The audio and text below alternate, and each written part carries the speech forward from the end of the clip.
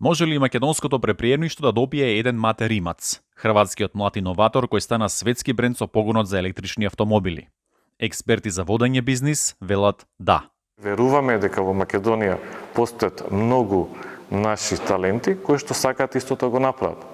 Патот до правење на светски бренд е интензивна и напорна работа, во постојана соработка и партнерство со акселератори, ментори, инвестицијски фондови кои што постојано ќе ви го менуваат вашиот светоглед и вашите перспективи за водење бизнис.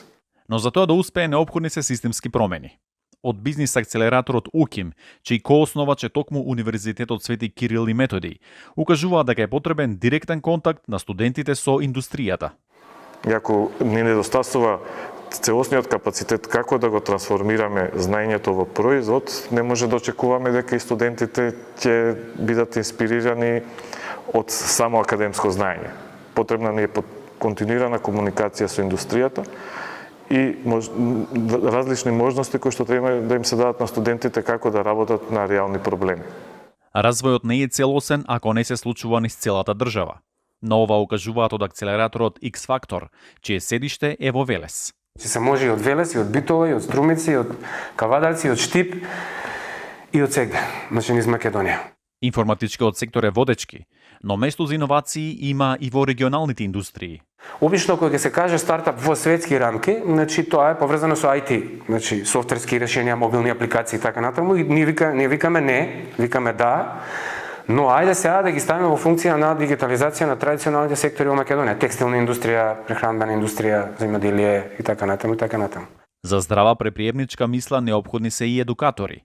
На пазарот веќе 3 години е присутен акселераторот Цивус со програми за менторска поддршка. Гледаме кои се потребите на секој стартап, затоа што они се уникатни секој на свој начин, имаат различни предизвици, различни проблеми и различни цели.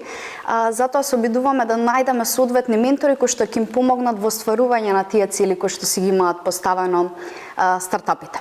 Но битно е да се размислува и пошироко. Македонија е веројатно една од подобрите земји за пилотирање и тестирање на продуктите и веројатно и регионот, но се обидуваме да го смениме оној мајндсет на стартапите дека не треба да гледаат да останат само во границите на регионот, туку треба да го гледаат да го развиваат својот продукт за глобалниот пазар.